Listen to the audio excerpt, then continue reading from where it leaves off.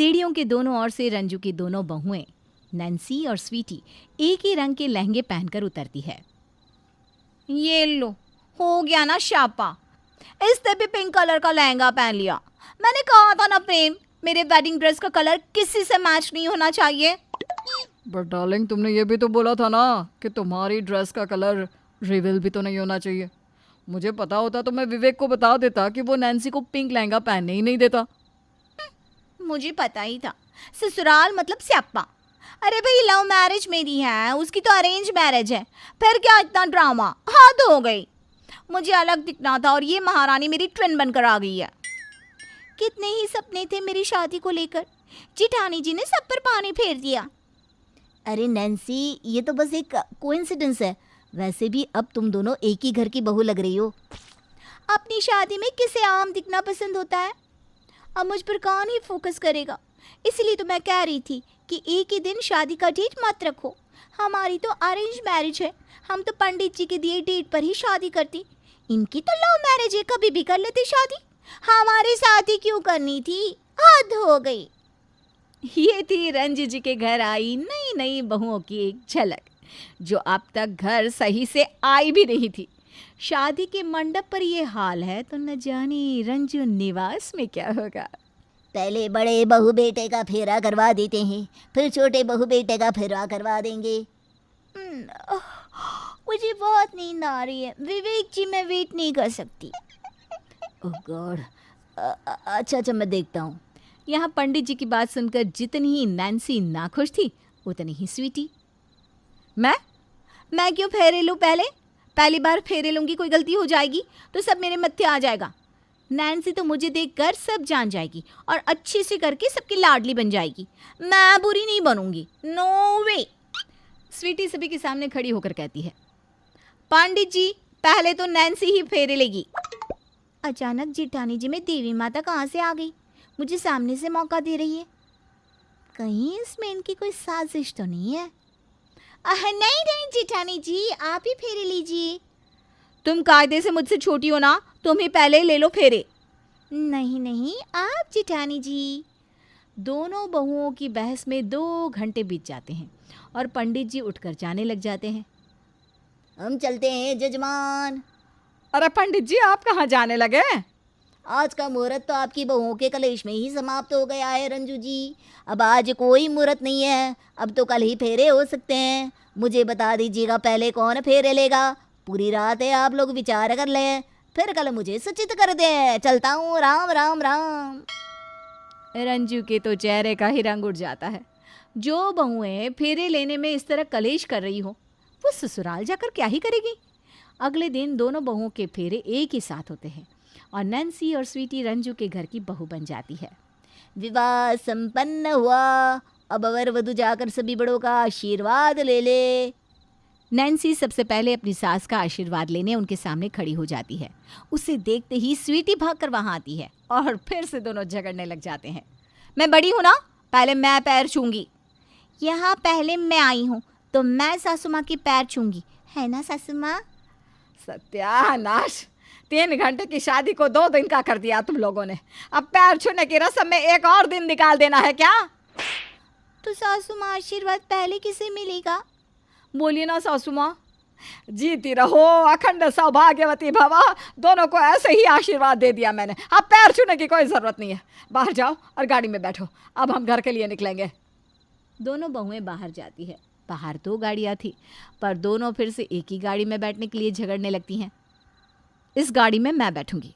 नहीं, इसमें मैं बैठूंगी। सब समझती हूँ मैं भाभी, आपको वही चीज़ चाहिए जो मैं लेना चाहती हूँ। यहाँ मैं पहले आई तो इस कार में भी मैं ही बैठूंगी। अच्छा, तू बैठेगी ना, बैठ और पहुँच कर दिखा ससुराल। स्वीटी ज़मीन से कील उठाती है और जिस कार में नैन्सी बैठना चाहती थी उस कार का टायर ही पंक्चर कर देती है और खुद दूसरी कार में जाकर बैठ जाती है। बाय बाय देवरानी जी। कार स्टार्ट होने से पहले ही नैन्सी भाग कर जाती है और स्वीटी की कार का टायर पंक्चर कर देती है। कैसा लगा जिठानी जी?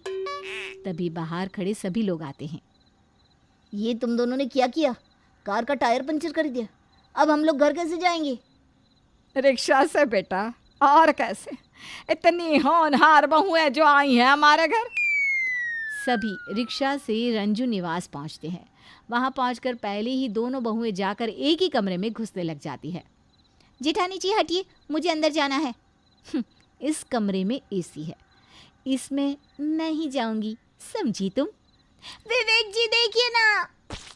अरे नैन्सी, दरवाजा टूट जाएगा, तुम लोग हटो दरवाजे से, चोट लग जाएगी। तुम लोग फिर से चालू हो गई, हद कर दी है तुम दोनों ने। अरे हटो दरवाजे से और मेरे साथ आओ। रंजू अपनी दोनों बहुओं को लेकर हॉल में बैठ जाती है। किसे कौन सा कमरा चाहिए बताओ? मुझे वो बालकनी वाला कमरा चाहिए जिसमें ठंडी हवाएं चले। और तुम्हें नैन्सी? अब बालकनी वाला कमरा जिसमें ठंडी हवाएं चले। हमारे घर के सभी कमरों में एसी है और बालकनी भी, कोई भी कमरा ले लो। सभी कमरे एक से ही थे, पर स्वीटी को नैन्सी का, नैन्सी को स्वीटी का। एक दूसरे के कमरे में ही दोनों को खासियत दिख रही थी। दोनों के मसले का हल ही नहीं हो रहा था। तब हार कर रंजू कहती है, मैं समझ गई तुम दोनों को क्या चाहिए। अपना अपना सामान लेकर छत पर सो जाओ, वहाँ बालकनी भी है और हवाएं भी। नहीं नहीं सासू माँ और श्यापा, नहीं ठीक है, मैं सो जाऊंगी किसी भी कमरे में। नैन्सी जाओ, तुम छत पर सो जाओ। नहीं सासू माँ, मैं जाती हूँ ना कमरे में। Good night. अभी जाओ और सो जाओ, फिर सुबह रसोई का भी तो देखना है। अगली सुबह नैन्सी 6 बजे ही उठ जाती है और अपनी सास के पैर दबाते हुए उनसे कहती है, जो हुआ उसे भूल जाइए सासू माँ। मुझे तो आपने ही पसंद किया था ना विवेक जी के लिए। अब मैं अपने सारे फर्ज निभाऊंगी। सच्ची बहू, हे भगवान, चल किसी को तो अकल आई। तूने तो मेरा सारा टेंशन ही खत्म कर दिया बहू।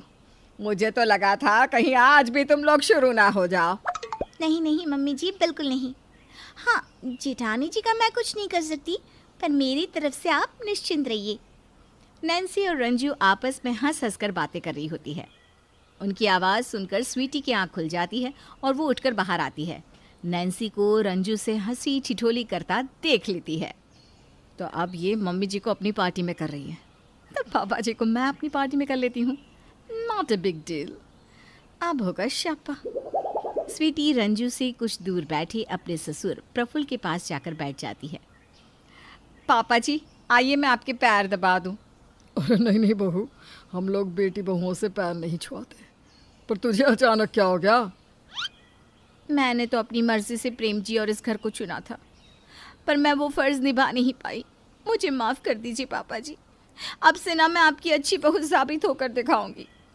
आज तो कमाल हो गया रंजू, दोनों ही बहुएं एक सी बातें कर रही है। अभी ही नैन्सी ने भी यही कहा स्वीटी। चलो अब दोनों देवरानी जेठानी बहनों की तरह रहेंगी। अच्छा, तो ये बातें हो रही थी सासू माँ और देवरानी जी में। वैसे सासू माँ, मैं क्या कह रही थी कि नाश्ते में क्या बना दूँ? अरे बहू, आज तुम दोनों की पहली रसोई है तो कुछ मीठा बना लो और साथ में पूरी सब्जी बना लेना। तुम्हारी मौसी सास को पूरियाँ बहुत पसंद है। कल जो हुआ उसके बाद तो वो बहुत चिड़ी हुई है। पूरियाँ खाकर उनका मूड भी अच्छा हो जाएगा। और हाँ बहू, पूरियाँ एकदम खस्ता हो, वरना न जाने क्या रायता फैल जाए। ठीक है सासू माँ, मैं अभी जाकर खीर और पूड़ियाँ बनाती हूँ। तुम पहले क्यों बनाओगी नाश्ता? पहले नाश्ता मैं बनाऊंगी, क्योंकि मैं इस घर की बड़ी बहू हूँ। मेरी पहली रसोई है, मैं ही पहली रसोई में जाऊंगी। बिना नहाए धोई अपनी पहली रसोई के लिए रसोई में चली जाएंगी क्या जेठानी जी? तो तूने कौन सा नहा लिया है? मुझसे बस 10 मिनट पहले तो उठी है तू। जो पहले नहाएगा वही पहले रसोई में जाएगा। ऐसा कहकर नैन्सी सीधा बाथरूम में नहाने घुस जाती है। मम्मी जी देख रही है ना मम्मी जी, ये तो गलत है। मैं ही मूर्ख हूँ जो तुम लोगों की बातों में आ गई। तुम दोनों का कुछ नहीं हो सकता। नहाने में कहीं देर ना हो जाए, इसलिए स्वीटी अपने कपड़े लेकर बाहर निकल जाती है और एक पब्लिक वॉशरूम में नहाकर वापस आ जाती है। ये सब रंजू की पड़ोसन श्वेता देख लेती है और वो स्वीटी का पीछा करते करते उसके ससुराल पहुंच जाती है। अरे रंजू, अभी मैंने तेरी बड़ी बहू को एक पब्लिक वॉशरूम में से आते देखा। एक बार तो मुझे लगा कि मुझे कोई भ्रम हुआ है, पर नहीं, वो स्वीटी ही थी। भाई ऐसी क्या मुसीबत आन पड़ी कि कल की ब्याही बहू को बाहर जाकर नहाना पड़े। अब वो तो वो क्या है ना आंटी जी, स्वीटी कभी हाँ नहीं मानती। हो क्या ना स्याप्पा। ये तेरी बहू क्या कह रही है रंजू? अब तो भगवान ही तुझे बचाए रंजू, मैं तो चलती हूँ। रंजू की दोनों बहुएं फिर से अब रसोई में पहले कौन खाना बनाए इस बहस में लग जाती है। पहले मैं आई तो मैं ही खाना बनाऊंगी ना। मैं भी आपके साथ ही रसोई में आ गई थी, तो मैं क्यों दूसरे नंबर पर रहूं? एक काम करो, एक तरफ स्वीटी तुम खाना बना लो और एक तरफ नैन्सी तुम। अब तो ठीक है ना? दोनों बहुएं एक एक स्लैब लेकर एक दूसरे के बिल्कुल आमने सामने होकर अपने अपने खाने को बनाने लग जाती है। ऐसी मीठी खीर बनाऊंगी कि सब उंगलियां चाटते रह जाएंगी। 10 चम्मच चीनी डाल देती हूँ। स्वीटी नैन्सी की खीर में 10 चम्मच चीनी डालता देखकर सोचती है, ये 10 चम्मच डाल रही है तो मैं 12 चम्मच चीनी डाल देती हूँ। मैं सब समझती हूँ जेठानी जी, मुझे देखकर आपने 2 और चम्मच चीनी डाल दी। अब देखिए आप, खाना तो मेरा ही अच्छा बनेगा। नैन्सी गुड़ लाकर खीर में गुड़ डाल देती है। तो अब तू देख, स्वीटी रसोई में रखी सारी बिस्किट्स को खीर में डाल देती है। तभी बाहर से आवाज़ आती है, अरे बहू, आज कुछ खाने दोगी या बाहर से मंगवा लूं? हाय राम, मैंने तो खीर के अलावा कुछ बनाया ही नहीं। हो गया स्याप्पा। दोनों बहुएं अपनी अपनी खीर लेकर टेबल पर जाती हैं। ये क्या, बस खीर? सुबह से तुम दोनों ने मिलकर बस ये खीर बनाई है?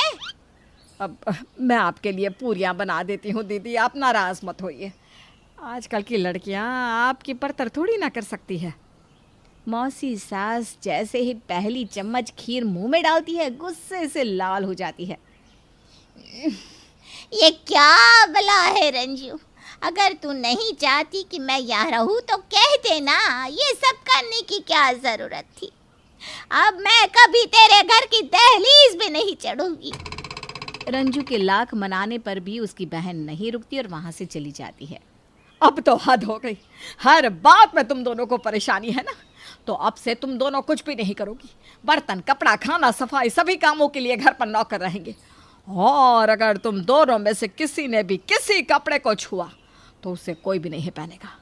जिस खाने को तुम में से किसी ने भी बनाया उसे कोई नहीं खाएगा। जिस जगह को साफ किया वहाँ कोई नहीं बैठेगा। तुम दोनों ने बहुत अपनी मर्जी चला ली। अब लड़ती बैठो कि पहले कौन सांस लेगा। पहले पहले तो नैन्सी और स्वीटी को ये सज़ा कोई वरदान सी लगी, पर धीरे धीरे उन्हें अपनी गलती का एहसास होने लगा। प्रेम, तुम ये क्रश्ड शर्ट ही पहनकर जाओगे क्या ऑफिस में? मैं इसे आयरन कर देती हूँ। स्वीटी अपने पति के शर्ट को आयरन करके उसे पहनने के लिए देती है। सॉरी स्वीटी, पर तुम्हारे इस्त्री किए हुए कपड़े मैं नहीं पहन सकता। ये कहकर प्रेम अलमारी से दूसरी शर्ट निकालकर पहनकर ऑफिस के लिए निकल जाता है। दूसरी ओर विवेक को अचानक बहुत खांसी हो जाती है। लगता है मुझे डस्ट से एलर्जी हो गई है। मैं बेडशीट चेंज कर देती हूँ विवेक जी।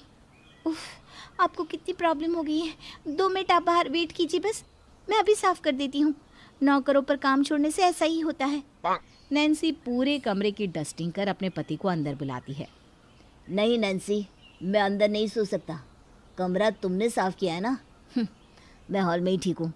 ये कहकर विवेक हॉल के फ्लोर पर ही सो जाता है, जिसे देख नैन्सी की आंखें भर आती हैं।